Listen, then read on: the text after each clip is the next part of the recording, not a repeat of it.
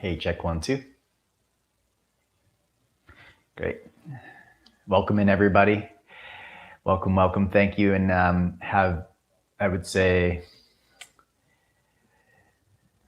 this is I believe, our 6th class. So happy halfway point. And today I want to give you this experience. It's a little bit of a taste of balance, potentially.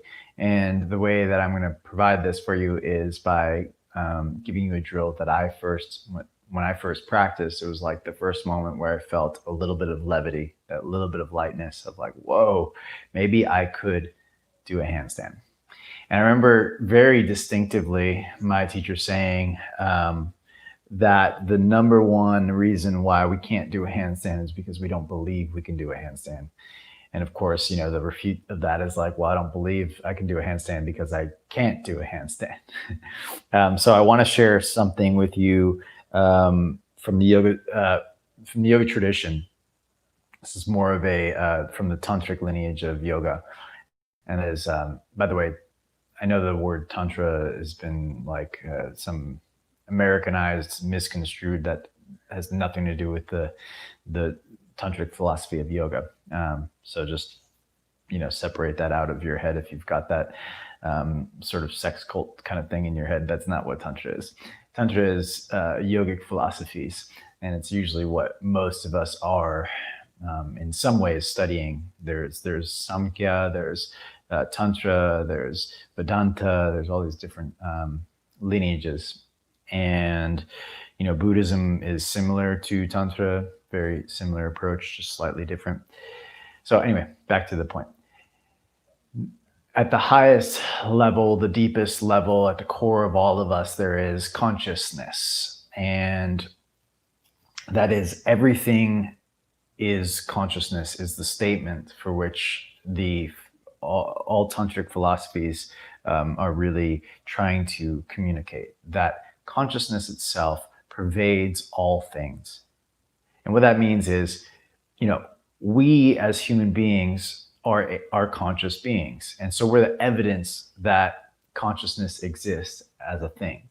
Now, since consciousness exists, the question, I guess, is, did humans create consciousness, or did consciousness create humans, right?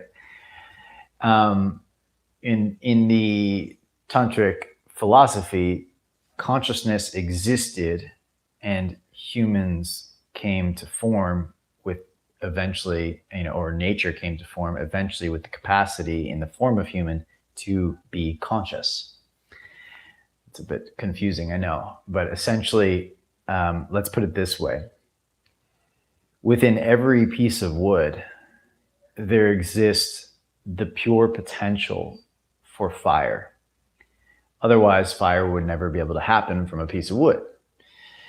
This is the same is true within all things. Consciousness exists. In many ways, it's latent, just like fire is latent in wood. Now, like, just because there's a piece of wood doesn't mean it's on fire. Just because there's some sort of form of matter doesn't mean it is conscious. Okay, so, but consciousness exists within everything. Whether something is experiencing consciousness or not is another question. And the same is true for humans, even though we know that human beings are, evolved to the point where we have this consciousness within us and we can experience it. Usually our attention is not on consciousness, it's on everything outside of ourselves, which is all consciousness taking form as well. However, it's not the consciousness that exists within us. Now, the reason I bring this up, consciousness is within all things. If we take on this understanding that Tantra has provided for us, it pervades all things. It's within all things. It is the pure potential, the unmanifested just isness that is within. It is the current of stillness within all of us. If we think about that for a moment, it is the potential for which all things arise from and all things fall back to.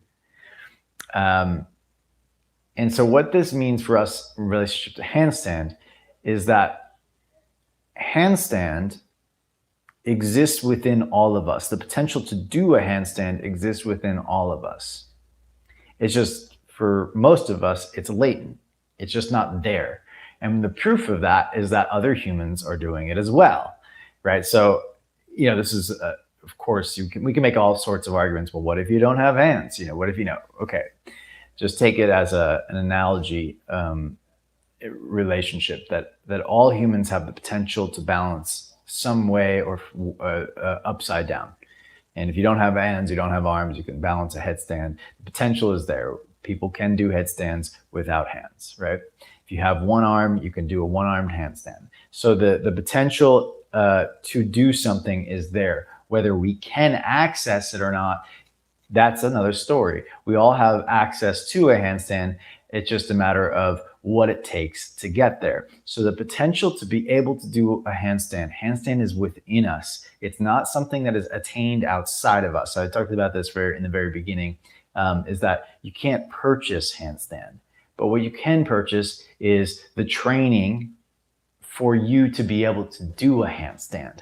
The training then requires the doing, right? We talked about this in the beginning, the abhyasa. It requires that you not just purchase the thing, but actually take on the information and integrate it into your system. And then handstand evolves or emerges through your body. Again, I can't stress that enough. Handstand is not outside of yourself. It's actually already inside of you, just like fire is already inside of wood. You just don't see it on flames all the time because that potential is sitting in potential, not in manifestation. So the flame itself is the manifested form of fire in wood, whereas handstand is the manifested form of handstand potential inside human body. And so we take the same concept of consciousness is within all things and recognize that handstand is within all humans. And that, again, doesn't mean all logs set on fire, and it doesn't mean that all humans do a handstand, but the potential is there. Okay?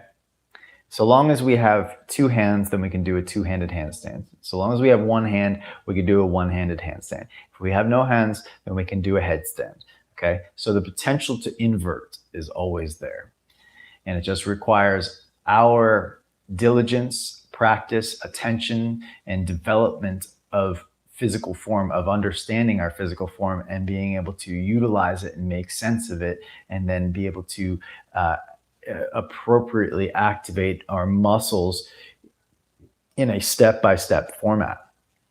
And when all of those things line up, not because of the outside circumstances, but because we've done the work to line them up, and when those things manifest within our form, in our physical form, then handstand is just what it is. It is a form of expression that our human body takes. Okay. Well, we went a little bit philosophical there. So today we're going to be doing kick switches. Really fun thing that I love to practice personally, especially in warm-ups for myself. If I'm doing handstand training that day, I love to add kick switches in and control my leg movements and control my leaning into the resistance of my fingers and keeping the body weight in the hands. And that's so key. All right, let's get warmed up. We'll start with just wrist rolls right where we are.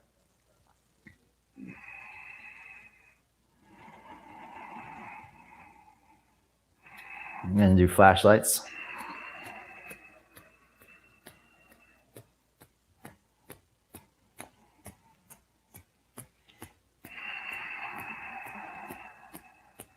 Warm up the shoulders, interlace the fingers, bend the elbows, pull the shoulder heads back. Let's do this. Left arm, I'll mirror. Right armpit up, move it back. Left armpit up, move it back. Pull your elbows back until you feel a little bit of a stretch across the pectorals and underneath here, probably going to get some lat stretching a little bit when you do that as well. Serratus might start to stretch if you get deep into the retraction of the scapula, and then reach your arms back as you start to straighten the elbows.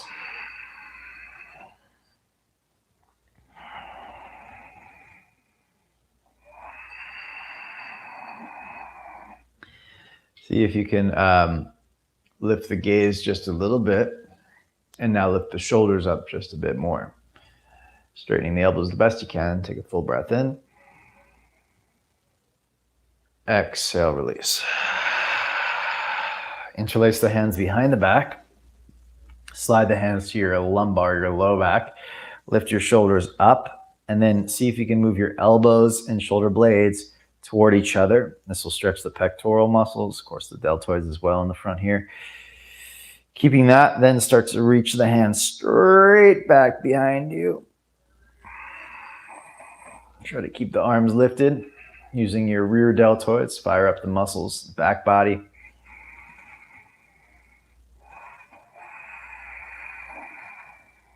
Two more breaths.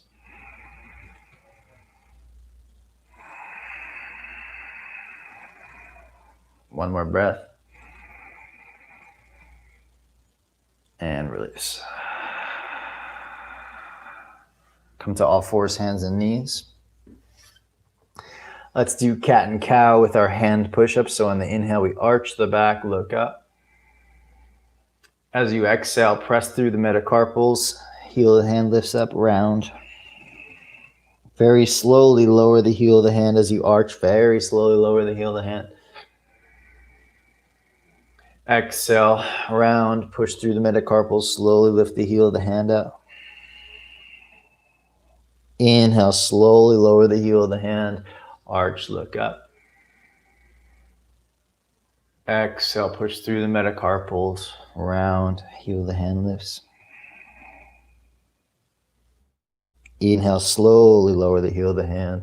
Arch and look up. Exhale, push through the metacarpals and round. Inhale, slow with the heel of the hand down, arch. And pause, exhale.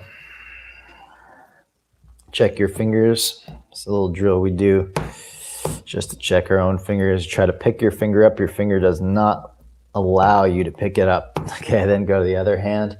Try to pick your finger up and keep your fingers. So if my left hand is picking my right fingers up, my right fingers resist. They grip the ground. Okay, then you kind of imagine that, you can pick up both fingers. You had friends. You don't. Unfortunately, otherwise we'd be doing forehand handstand, and that would be a lot easier. Save that for our next life. Move the knees back. Fingers stay down.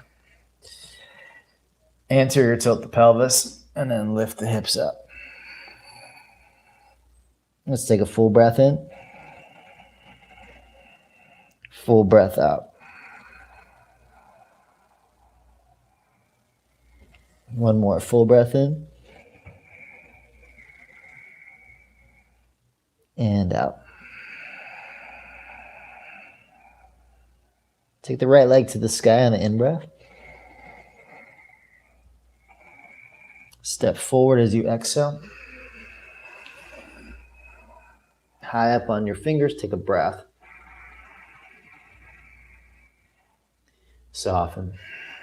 Something we really need for today, and we've been working on it the whole immersion, but we really need this split-like ability, which is hamstrings and hip flexors, in order to do kick switches without feeling really heavy. Because when we do the kick switches, if the legs are really tight, then it keeps pulling the legs towards the ground, making it not easy to do kick switches. So let's get warmed up in the legs and the hip flexors and the hamstrings by pulling your feet toward each other.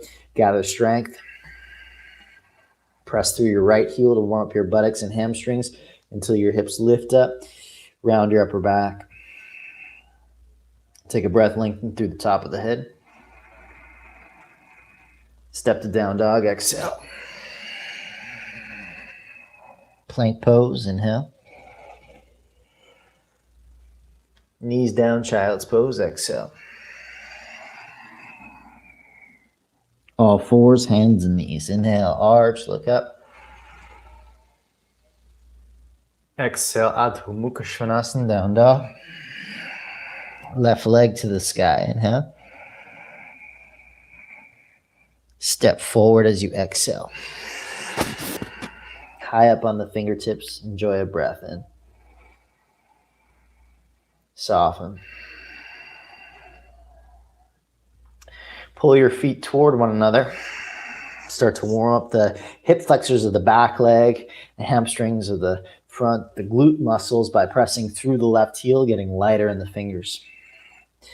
Start to round your upper back slightly so you feel your abdominals tone up. Together, we take a few more breaths.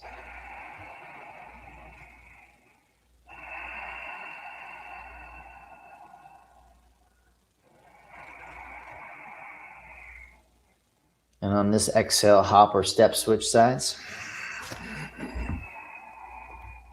Place the hands on the front knee, come up and pause. Let's work on our back calf muscles. Soften the heel all the way back, stretching the calf muscles.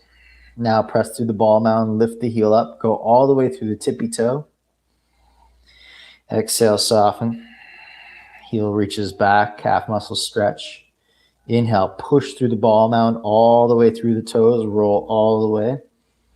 Slowly soften, trying to get out any of the kinky points, the ones that kind of feel like dum, dum, dum, dum, dum, dum. Try to get those out of there and make it one smooth movement as you're moving back and forth. Okay, then land where the ball mound of the foot is on the ground, but the heel is more or less vertical. Slightly back is fine. Now press through your front heel until your buttock fires up. Make sure your tailbone sneaks to or points straight back and slightly under. Okay, now rest down, rise up, hands to the sky.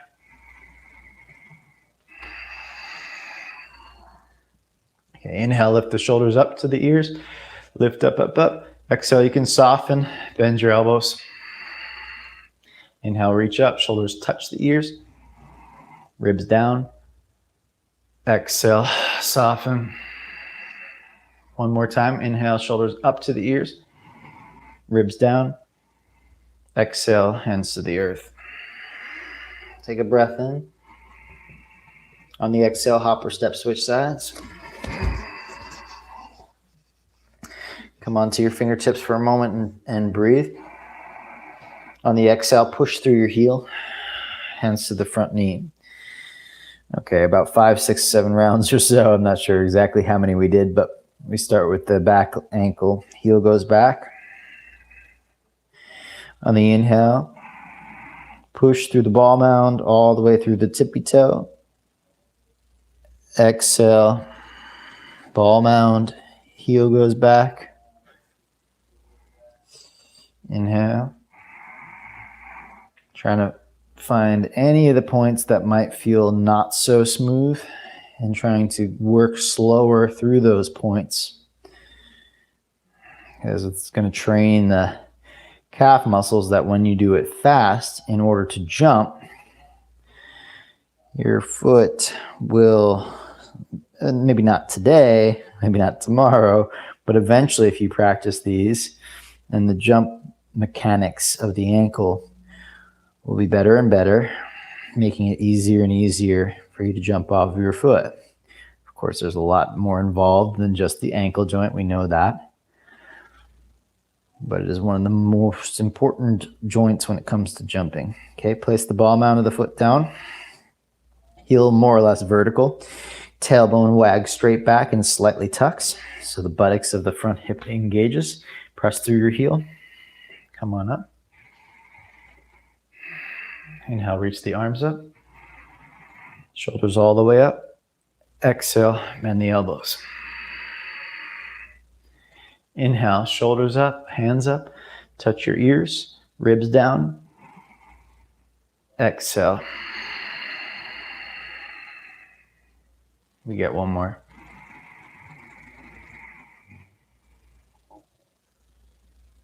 Exhale.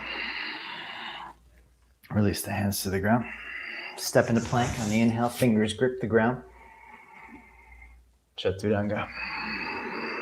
Warming up the back muscles. Lift the heart. Exhale. Release. Now a little bit something different today. We're going to warm up the hamstrings and buttocks. Press the top of your left foot down so your left knee straightens. Press your right knee into the ground. Right knee into the ground, left foot into the ground. Left knee is lifted off the ground from straightening the knee joint. The right knee is pressing into the ground. Now, keeping your left leg straight, activate your glute muscles and hamstrings to lift the left leg up off the ground. Now, when you do this, the tendency will be that your left knee will bend. Keep it straight and lift from the hamstring buttock connection right at the base of your buttocks. Keep the knee straight and press your right knee into the ground. Your right knee pressing down is going to activate your right hip flexors. So you're activating your right hip flexors and your left hamstrings and glutes. Okay, then slowly lower left leg down. Second side. Press your left knee down like you're pulling it forward towards you and your left hip flexors activate. Press the top of your right foot down and your right knee lifts, quads activate. Keeping the right knee straight, this will force the movement or the activation of the top portion of the hamstrings, which is what we need for kick switches today. Okay, now activating the quads, start to activate your right buttocks and lift the right leg up off the ground. Remember, keep the right knee straight in order to force the upper hamstrings and glute muscles to lift the right leg up off the ground. Keeping the right leg up off the ground, press your left knee into the ground and pull it. Pull your left knee toward your torso.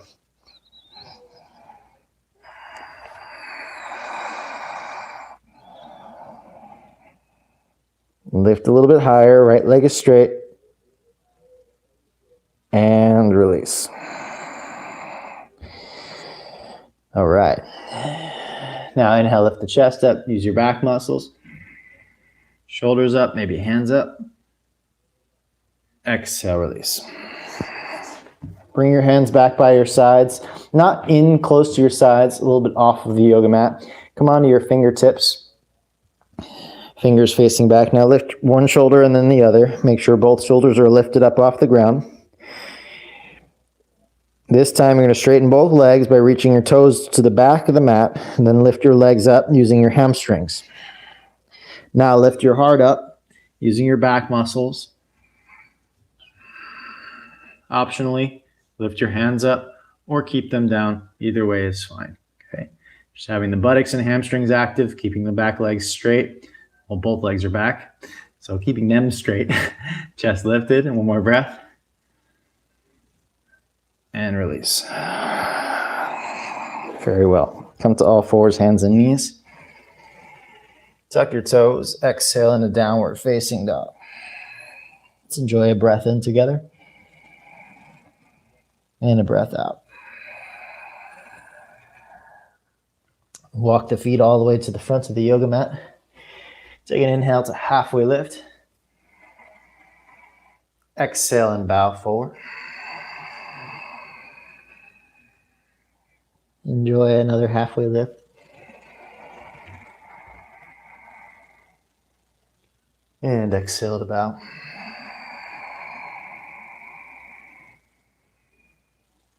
One more inhale.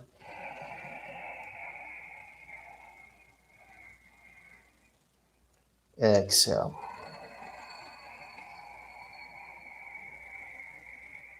Optionally, if you like, you can stretch your shoulders by taking the hands behind the back, interlacing non-dominant grip, so other pinky on the outside, and stretch the arms.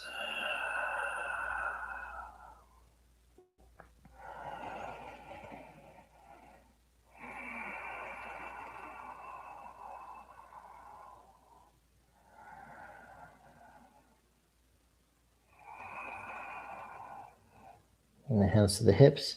Find an arch in your spine, back bend, rise all the way up to stand. Okay, so now take your hands, interlace. Whatever pinky normally goes on the outside, switch it up. Bend the elbows. Lift your right shoulder up, pull it back. Left shoulder up, pull it back. Now pull your hands back, open up the chest, and reach the hands back behind you. Try to straighten the arms the best you can. And think about letting the sides of your ribs to lift up. Let your sides of your shoulder blades to lift up. So you get the fullest range of motion. You're not inhibiting by trying to pull anything down, or even you would inhibit by relaxing your shoulders. So you don't want to relax the shoulders here. You want to lift them up, expand outward. Imagine you're bearing the weight of your body. Push the hands up to the sky to hold the weight of your body up. Of course, I'm imagining being upside down, of course, when I'm doing it. One more breath. And then release. Inhale, reach Urdhva Hastasana. Exhale, Uttanasana, forward fold down. Half lift, inhale, Ardha Uttanasana. Left foot steps back as you exhale. High lunge, root down to the heel, rise up. And hands to the ground, exhale. Plank pose, inhale. Chaturanga. Inhale, cobra pose, lift the heart. Exhale, soften. Pull the chest forward and up. Forward is key. Up is second. Exhale, release. All fours, hands and knees. Exhale, down dog. Same leg, right leg to the sky, inhale. Step forward. High lunge, rise, inhale. Hands to the front knee, exhale. Tailbone wags straight back. Scoop a little bit as you point off of the back foot. Come forward to warrior three preparation. Back leg is straight. Lift the leg up so you feel your hamstrings and glutes fire up. Front right sit bone digs down into the ground through the heel. Take the arms back behind you, shoulders lift. 2 more breaths, inhale. One more breath.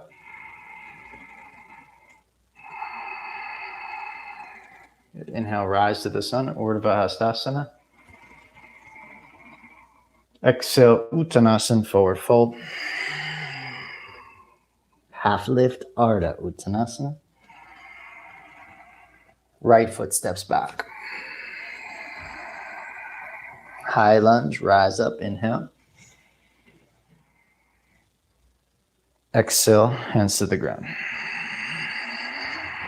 Plank, inhale. Chaturanga. 3-part cobra, hands out wide. Inhale, lift the heart, feet wide. Exhale, soften chest forward. Try to stretch the belly upward. Exhale, release. All fours, hands and knees. Tuck toes, exhale, down dog. Same leg, left leg to the sky, inhale. Step forward, exhale. Inhale, rise, high lunge. And hands to the front knee. Use your articulation through your ankle to come off of the back foot. Then use the hamstrings and buttocks to lift the straight back leg up to the sky. And then your left buttocks, instead of collapsing your pelvis down on your thigh, left buttocks presses down. At the same time, your back leg tries to stay lifted. Okay, keeping your left buttocks pressing into the earth and your right leg lifting, activating the glutes. Now take, if possible, take your hands back behind you, shoulders. Try to draw towards each other in the backside. Take a full breath.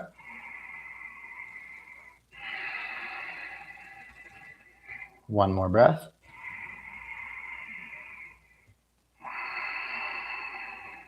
Urdhva Hastasana. Inhale, rise all the way up. To the earth bow, Uttanasana.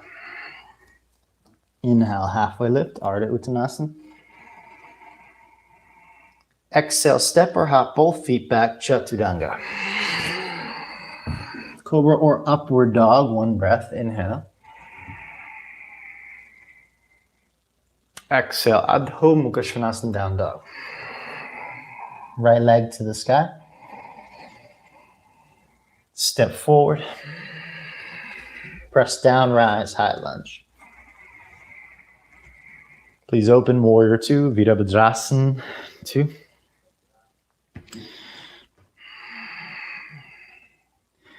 Take a moment to warm up the legs, pull your feet toward each other. And from that drawing inward, let the energy rise upward through the top of the skull. And then reach out through your hands. Let's warm up the wrists right now. Inhale, extend at the wrists, so like make stop signs with your hands. Straight elbows. Exhale, flex the wrist. Try to make a fist. Inhale, extend at the wrist. Spread your fingers. Exhale, fist, flex. Reach through the backs of the arms. Inhale, extend. Exhale, flex. Turn the palms upward. Inhale, reverse warrior. Exhale, hands to the ground. Three-legged dog on the inhale. Right shin across the mat, pigeon prep. Up on your fingertips, take a breath. Tuck your back toes. Back thigh spins inward and reaches backward. Like when you articulate through the lunge and you sink your heel back, that's what you're going to do here in pigeon. Sink or reach the heel back. Okay, now lift your front knee up, move it back a little bit, and again, do the same thing. Reach back. Now, pull your two knees toward each other and press your front knee down to warm up the right hip. Get lighter on the fingertips. Come up a little bit taller. Pull your back knee forward towards your front knee down and towards the back knee. So they're warming up the buttocks and hip flexors of front and back leg, respectively. Take one more breath. Place the hands to the ground. Take an inhale to plank. Chaturanga. Slide hands wide. We'll do three-part cobra. Inhale, feet wide. Soften. Press the low rib cage, heart forward. Inhale, lift up. Exhale, release. All fours, hands and knees. Exhale, down dog. One breath, observe what you're creating so far. Each asana exists within us. The potential for it to come out. And it just takes our will and our action to bring it about. Our practice, our abhyasa, to take potential and bring it to life. It exists for all things, isn't it? Left leg to the sky. Step forward. Push down, rise, high lunge. Open up, warrior two. Again, let's do the wrist exercise here. Inhale, extend the wrist joint. Exhale, make a fist. Flex the wrist joint. Reach through the top of your forearms. Inhale, reach through the bottom of your forearms as you pull your fingertips back. Exhale, reach through the tops of your forearms, elbows straight. Inhale. Exhale. All right, form warrior two for a second. Pull your feet toward each other. I missed that little element. I apologize. Hips lift, belly lifts up through the top of the head. Let's do one more breath.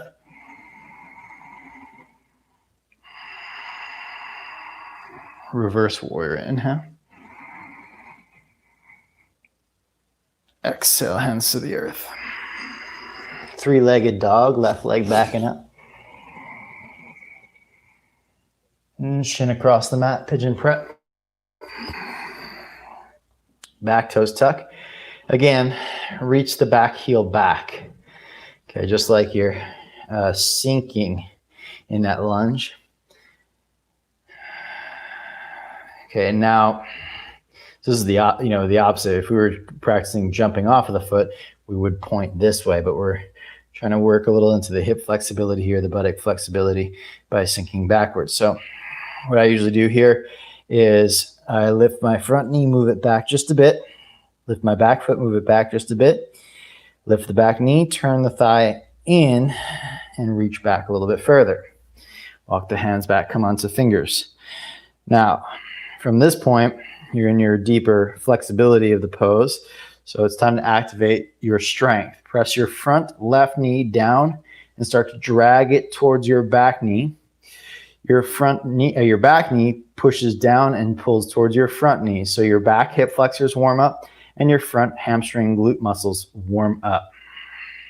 Okay, so we're just doing this in order to have a little bit more access to our flexibility in kick switches. But when we do kick switches, which you'll notice is that the control of the hamstrings and the hip flexors through range of motion, that means through flexibility, or let me put it this way, it means when the muscles are short and when the muscles are long, are you able to still access activation and control how long the muscle gets? Meaning, can you pull it back in when it's long, and when it's short, can you relax it back outward? So it requires intelligence in our muscular system. Okay, take the hands to the ground, step to plank pose slowly. Inhale. Chaturanga on the exhale. Three-part cobra, feet a little bit wide. Inhale, lift. Soften. Chest and ribs forward. Shoulders back. Now pull the heart forward and up. Stretch the belly long. Exhale, release. All fours, hands and knees. Exhale back. Adho Mukha Svanasana, down dog.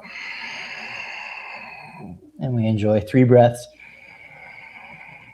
Recognizing that even down dog exists within us at all times, right? The potential for down dog to occur is always latent within us. And sometimes we activate it and sometimes we don't. Same is true for handstand. Potential is always within us. And the human mind likes to believe that what's possible is only what already happened. Except we know that there's another part of us that doesn't believe that. If there was, then we wouldn't have all these magnificent creations. We would never come up with something like the internet if we didn't realize that what's possible isn't just what has already happened, but rather what's possible is endless. Lift the heels up, look forward. Empty the breath out, hop or step. Halfway lift on the inhale. Exhale and bow. To the sunrise, Urdhva Hastasana. To your heart, exhale.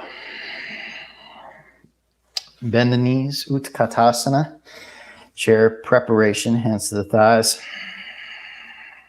Press the backs of your hamstrings away from one another.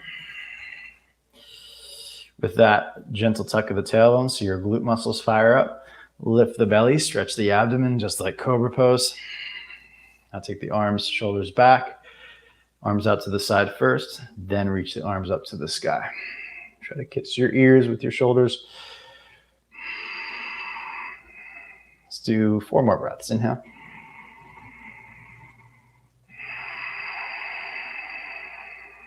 Three more. Push the backs of the legs apart. 2 more breaths.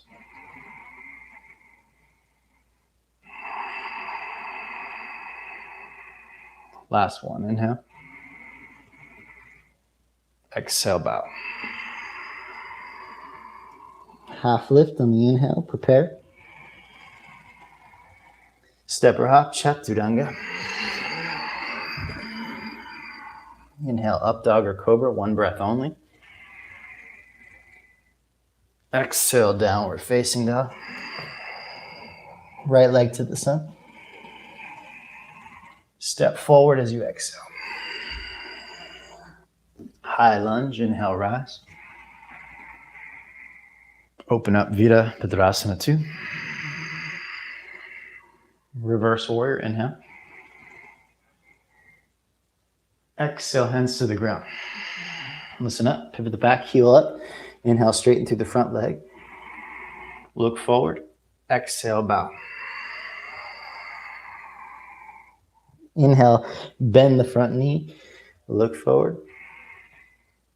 Exhale, straighten and bow. This time, bend both knees. Inhale, look forward. Stretching the back hip flexors. Hard up. Exhale, straighten both legs and bow. We'll do two more the same way. Inhale, stretching the back hip flexors. Exhale, straighten. Bow. One more time. Exhale. Inhale, bend the front knee. Chaturanga as you exhale. Three-part cobra, inhale. Soften the chest. Pull the heart forward and up, inhale. Exhale, release. All fours, inhale. Anterior tilt of the pelvis, down dog. Left side up to the sky, three-legged dog. Step forward. Push, rise. Open, warrior 2. Reverse, inhale. Exhale, hands to the ground. Pivot the back, heel up. First round, inhale, straighten and look forward. Exhale, bow over straight front leg. This round, bend just the front knee. Inhale, look forward. Exhale, straighten both legs and bow. Back heel is lifted, calf muscles activated back there. Inhale, bend both knees. Stretch the hip flexors. Exhale, straighten both legs and bow. Two more, inhale.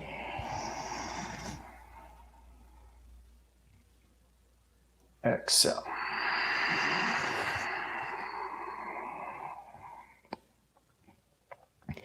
Inhale.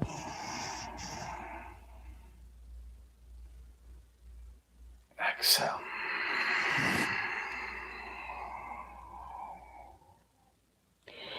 Inhale, bend the front knee. Chaturanga, exhale. This time roll over onto your back.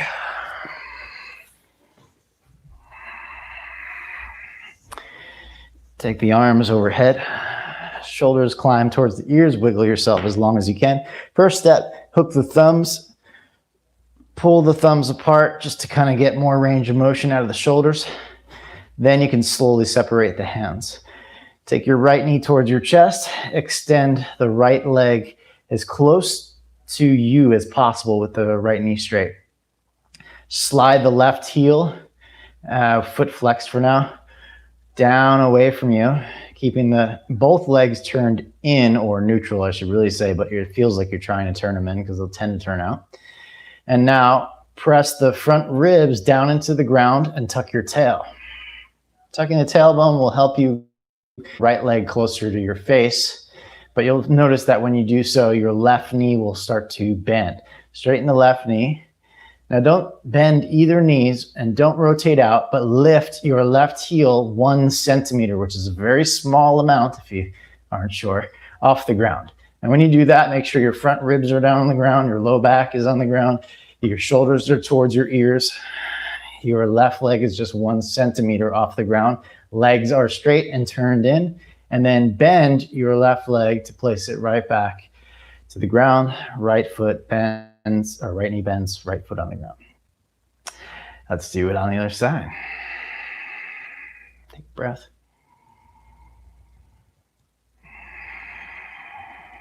Okay. Pull your thumbs apart for a moment. Try to get some shoulder range of motion. Shoulders to the ears. And you can release the thumbs, but keep the shoulders to the ears. Keep the elbows straight. Pull your left knee to your chest. Extend at the left knee joint so your left leg is fully straight. It's neutral, it's not turned out. Okay.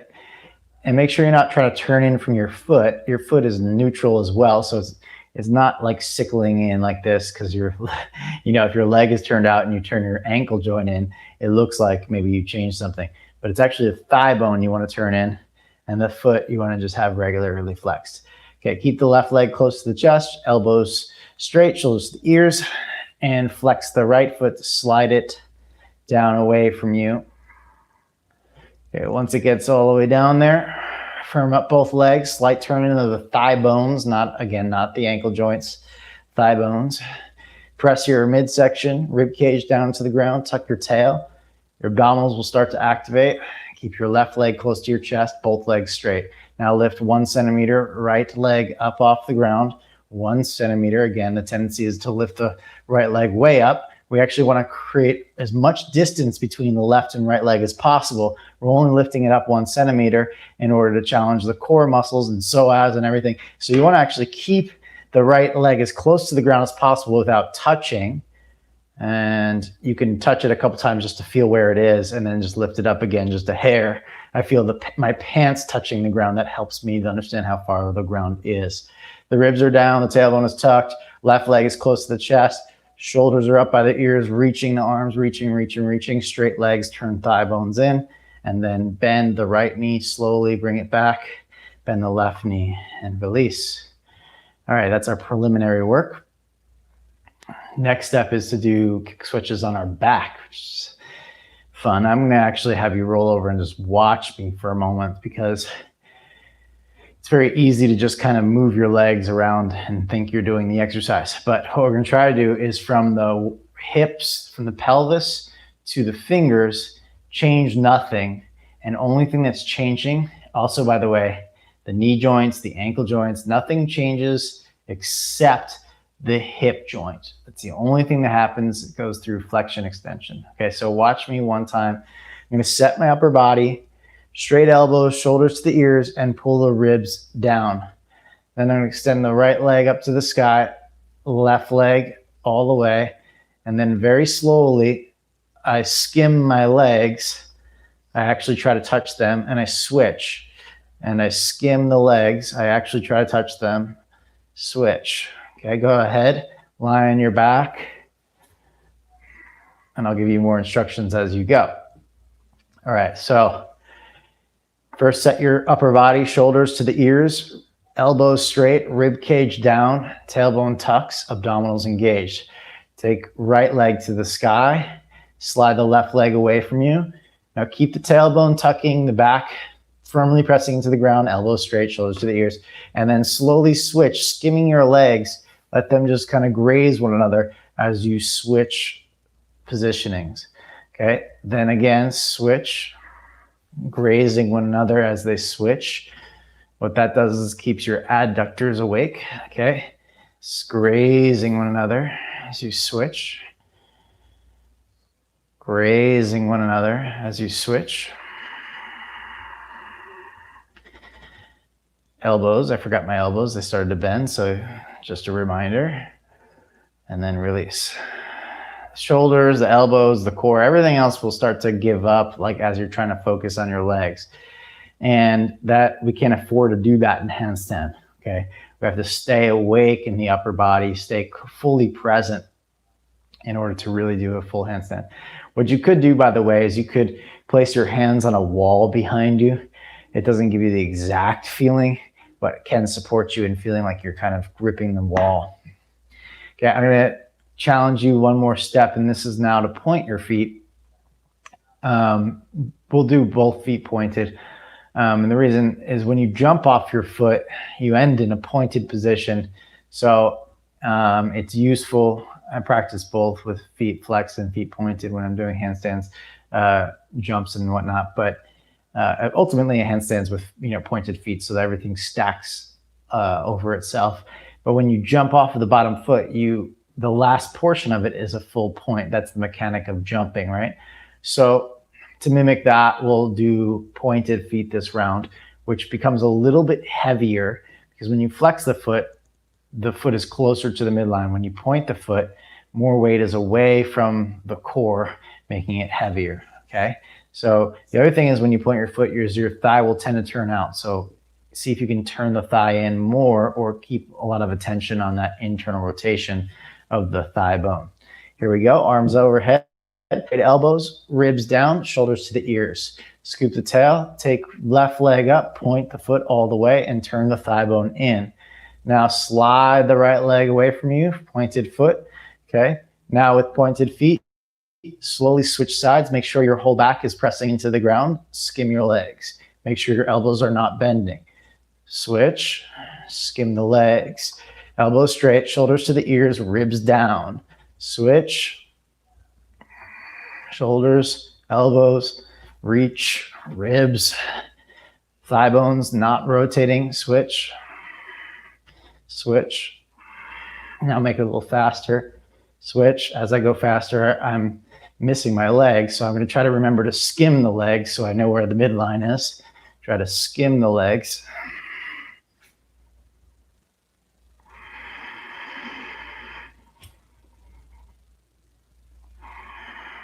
I've missed them a few times.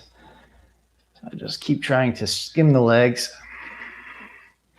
Seems like when my right leg goes up, there we go. Okay, and then release. I notice on one side, one I didn't skim. So what happens when you are switching is the legs will drift outward, even ever so slightly, when you do these kick switches, which would twist your hips if you're doing a handstand. And as a result, your shoulders will shift. And when your shoulders are shifting, the whole balance becomes way harder. So skimming the legs through the midline keeps the adductors toned, limits the amount of movement that will happen at your pelvis, which limits the amount of movement that happens at your shoulders. So this is just key to be able to feel your legs skim one another. They touch as they switch. Okie dokie. I think it's time.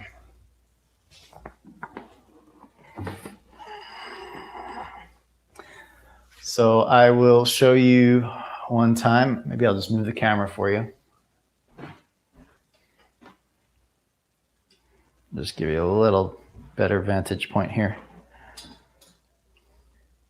Maybe, I don't know. Maybe worse for all I know.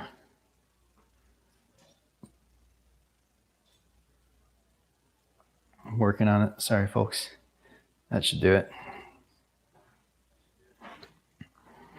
All right. Gonna move my bamboo out of the way.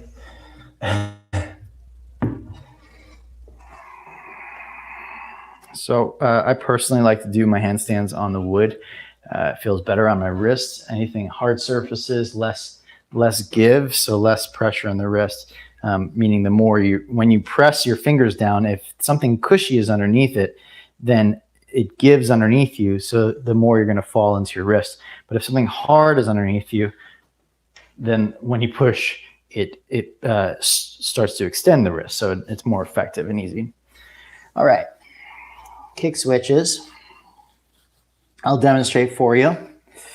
The wall is going to be there if you touch it, no big deal. Not trying to touch it though. First thing is first, you need to get your handstand prep position. Okay, so shoulders to the ears. And of course, lean into your fingers, resist with your fingers, and then the heels are up in order to get the weight out of the feet. Okay, So it's hard to do that really slow. You get fatigued fast. So you have to kind of get better at just kind of doing it, boop, and you've been doing a lot of exercises like the blanket slides and handstand prepositions to prepare you for that. So now you do that with one leg up. And then you come out and you do the other leg. And you come out.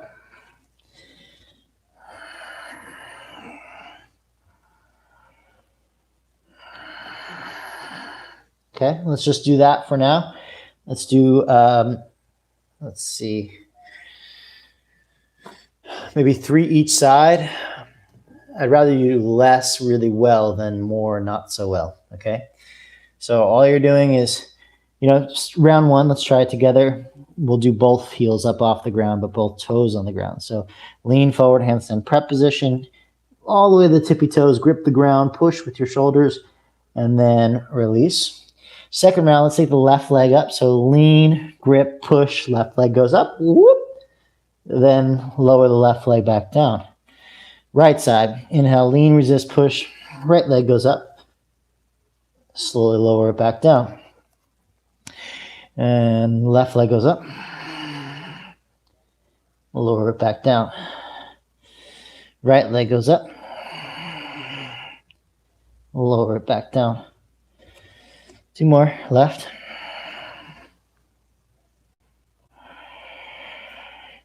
Right. Release. Okay, give yourself a little break.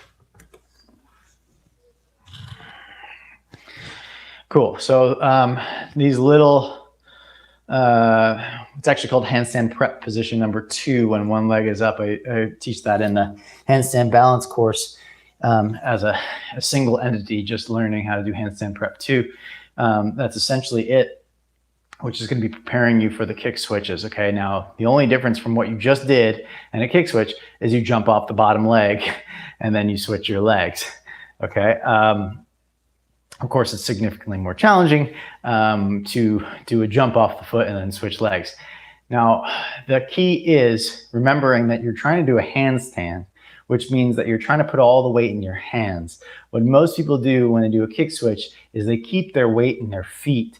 And as a result, the legs come really heavy to the ground. Now, if your weight is all in your hands, then you're just slowly lowering a leg to the ground to touch. Okay, so the physical body, remember, the handstand potential for handstand exists within you. And so long as you apply the right mechanics and develop the right strength and body awareness, then handstand can emerge from you. Okay, so it can be created by you. Remember, it's not something outside of yourself, but it's something within yourself. Everything has consciousness within it, right? This is the teaching of yoga, that consciousness pervades all things. It's omnipresent. It's fully inside of us and all around us. Same thing, handstand is within us. It is like the fire to the log. It is latent.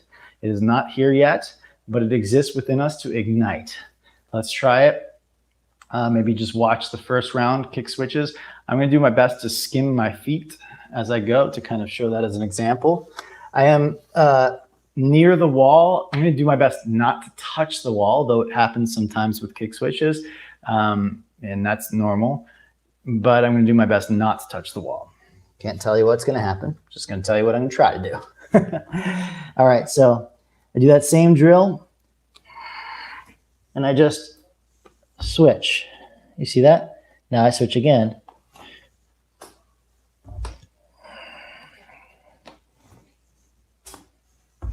Whatever leg was landed last is the leg that goes up first.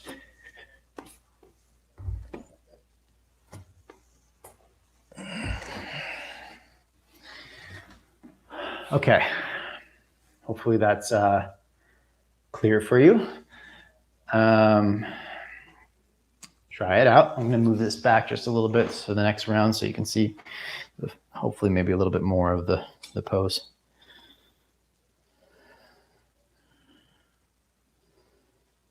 Let's see there.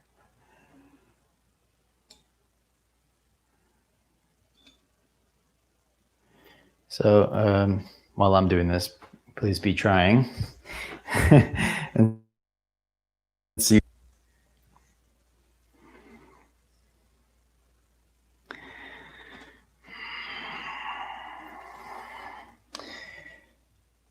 Okay, and you can take a break, give your shoulders a rest, and let me show you what tends to happen, what most people do, and then I'll show you again what I'd like you to try.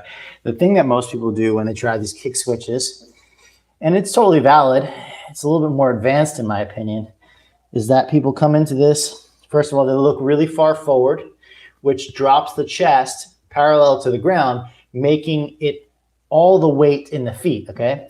So then you have to, like swing the legs into a big arch to counterbalance the rib cage being parallel to the ground. So instead, again, the first things first is that you need to get your rib cage vertical in order to get the feet light. Then you could take one leg up. And the other thing people do is they, instead of kicking off the back leg, they just swing the top leg. Again, it's possible and you might get there, but I'd say it's more advanced to catch that momentum than it is to control. Okay, learn how to jump with clear biomechanics, and then you can do all of the fancy momentum catching yourself that you'd like once you know where you're trying to catch yourself, meaning in a handstand. So instead of swinging the top leg like this, we go, sorry, got cut off. Let's keep going here. Okay. All right, hopefully we're back. Hopefully you're back and we can continue on. Let's see. We good to go? Filming? Not sure my browser understands. I see it is going. There we go. All right, here I am. Okay, sorry about that. So let me demonstrate one more time since I'm not sure where you got cut off. But essentially, what we want to do is instead of kicking the top leg like this, we want to control the top leg. It's my suggestion, at least. Makes it a little bit easier to balance. And you can do it with a little momentum. And you jump off the bottom leg.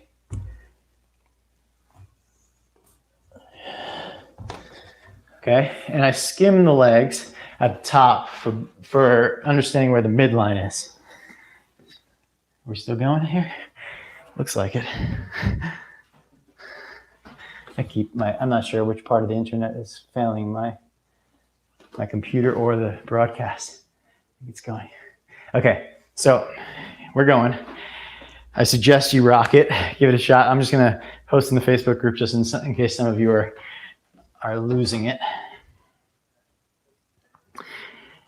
Practice time, please go.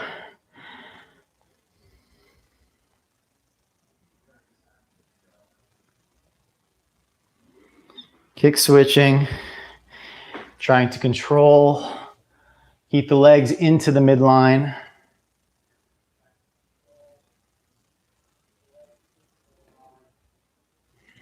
Make sure your shoulders are pressing up to the ears. Make sure your fingers are gripping.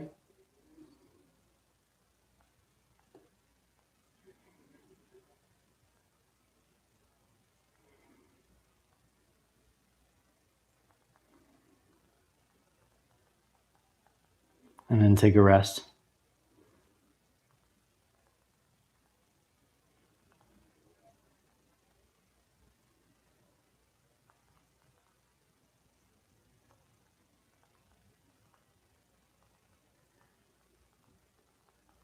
I'm just putting in the Facebook group that you can reload the page. All right, we get one more round.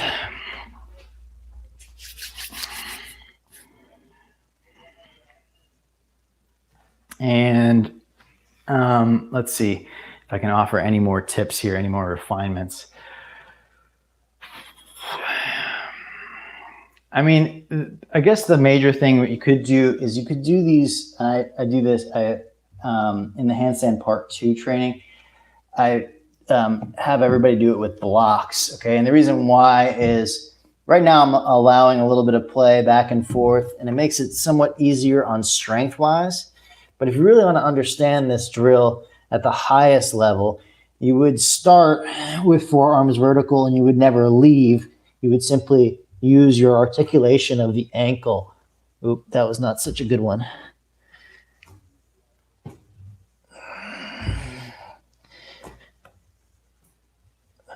Okay, so that you can even see, see how I'm hitting the blocks here and there. It's much harder that way. However, it really teaches you to keep the weight constant in the hands. So that's an offering that you could try. You might say, maybe not today. And you might just try another round of kick switches without the blocks. Or you might try it and say like, okay, this is where I'm going to work towards eventually become really like keeping the weight evenly forward towards the metacarpals and fingers. All right. I'm going to do one more round. I'm sure you're going to do a few more rounds.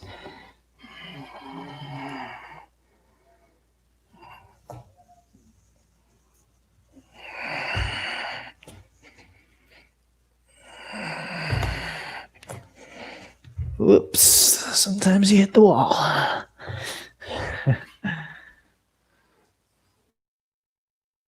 Kind of good. If you watch the time where I hit the wall, you can rewind this later. That'll give you a little insight as to what happens if the core shuts down, then the low back falls into an arch position and creates that banana back. So that's why I always talk about the rib cage being vertical. Sometimes the momentum of your legs will pull you into that arch position. You want to try to avoid that the best you can. All right, let's do a little forearm relaxer before we take Shavasana. Take your knee on top of your forearm. I call this just tasing yourself. And of course, you can release how much weight is on there. It's up to you how much weight you put on your forearm. And you want to be on the muscle tissue so that this is, not on any bones or any joints like that. It should feel good, like a release for the forearm.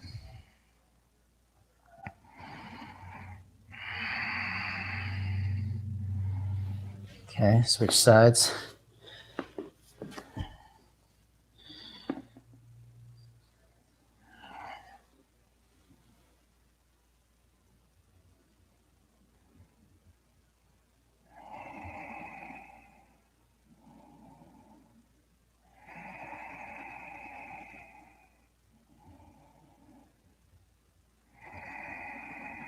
Okay, release.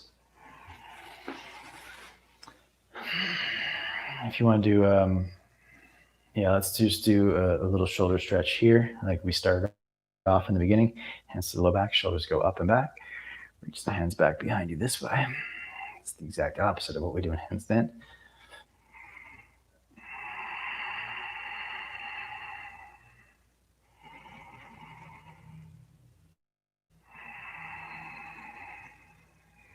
Okay, and release. Line your back. Do a little spinal twist to release the spine, maybe both legs, one leg, whatever your choice, whatever you choose, whatever choice you'd like to make.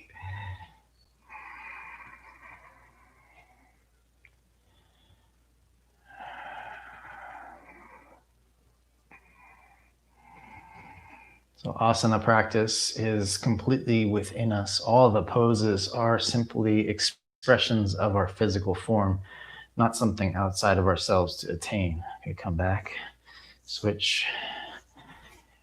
So like all the arguments that you see on the internet about, whether a pose is good or bad for you or what the benefits of, the pose itself, it all talks about it as if it's an outside object.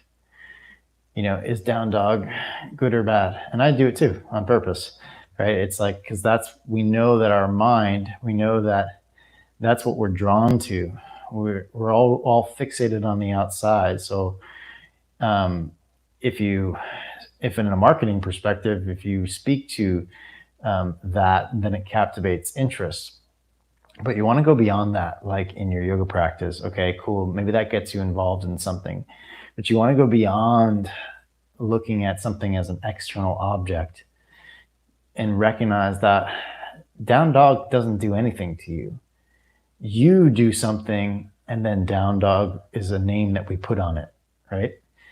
You create a series of muscle activations and joint articulations within your body. And you doing that is what can be healing or not healing, right? You doing the actions that might result in something that we would call collectively from the outside downward dog or handstand, that, come back to center, that can be looked at and say, like, okay, does doing these actions in my body benefit me or not benefit me, create health or not create health? Am I capable of stacking my joints on top of one another upside down? That's what handstand is. And then balancing it. Okay, release Shavasana. Handstand is latent within all of us. The only time it is fully manifested is when we are balancing the pose. So for most of us, the potential lies there, always. And as we rest now, as we come into Shavasana, we'll go more towards the deeper understanding that consciousness exists within all of us. We know because we know that we are awake. We know that we are alive. We can reflect upon that. That's the magic of consciousness. So consciousness, while is always there, we just may not always be present to it because we're placing our consciousness outside of ourselves. We're resting it on external instead of internal. This is the teachings of, let me put it this way, Tantric Yoga. That our purest potential is always within us. That our creativity is always inside us. That action is within us, even if it's latent.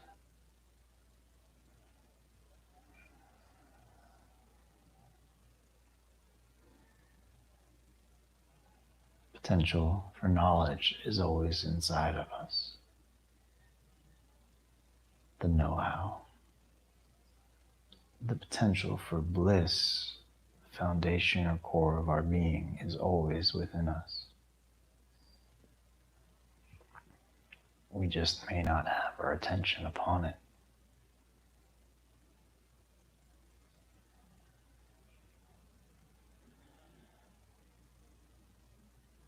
So rest now with consciousness and bliss at the core of who you are.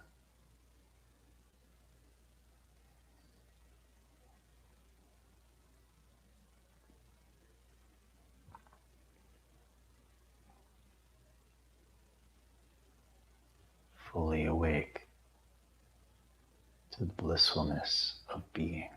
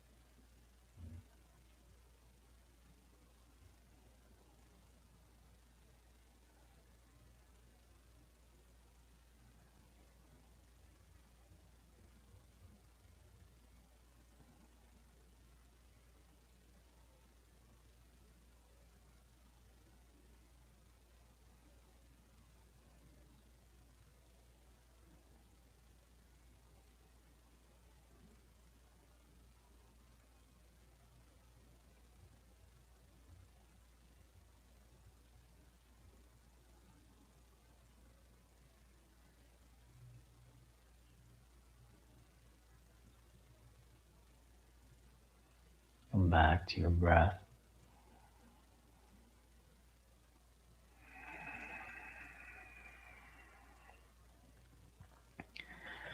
Awaken the fingers and toes.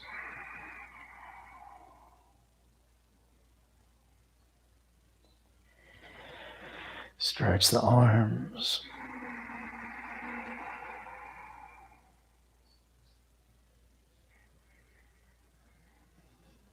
Roll to your side. Come up to a seated position.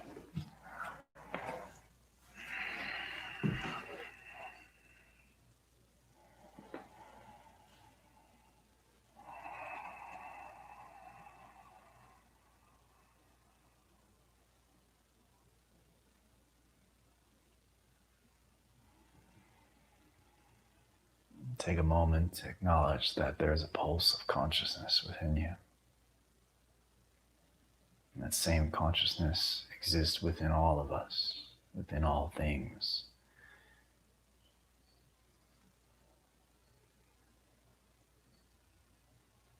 Place the hands heart center. And we bow.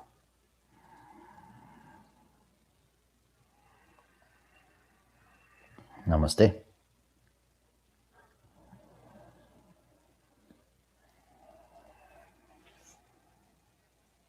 All right, thank you so very much for tuning in. Hope you enjoyed the practice today.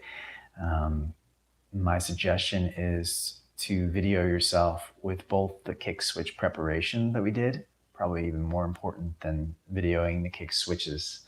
So if you want to share that in the Facebook group, preferably what I really want to see is the kick switch preparation, because I can observe from your kick switch preparation exactly what's going to happen in the kick switches.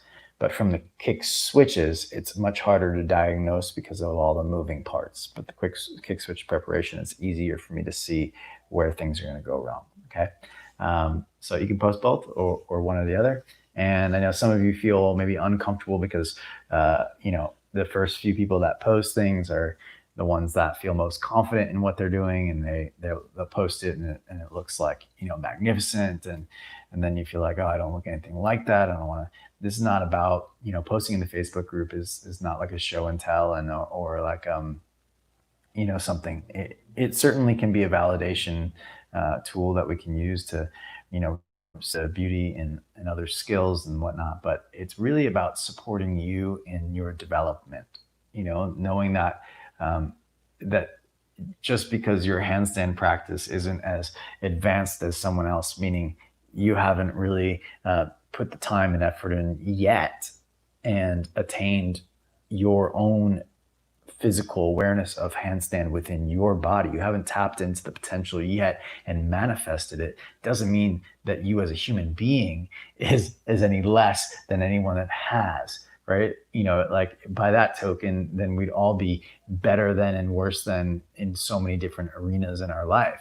But that's not what makes us a good or a bad human being. It's just, this is such a little part, and we place so much emphasis on our identity as to whether or not we can do something like handstand or whatever it might be, and that limits us. But when we recognize that that pulse of consciousness is within all of us, and it's taking form in different shapes, and it's taking form as different experiences, then we recognize that everything is consciousness. So yes, we can then appreciate the beauty of somebody else gracefully and easily doing it, while we could also simultaneously, though it be challenging on the mental, emotional, or physical plane, we can still appreciate that consciousness takes multiple forms, even in the form of not being able to express itself in handstand through our body. I hope that you follow this.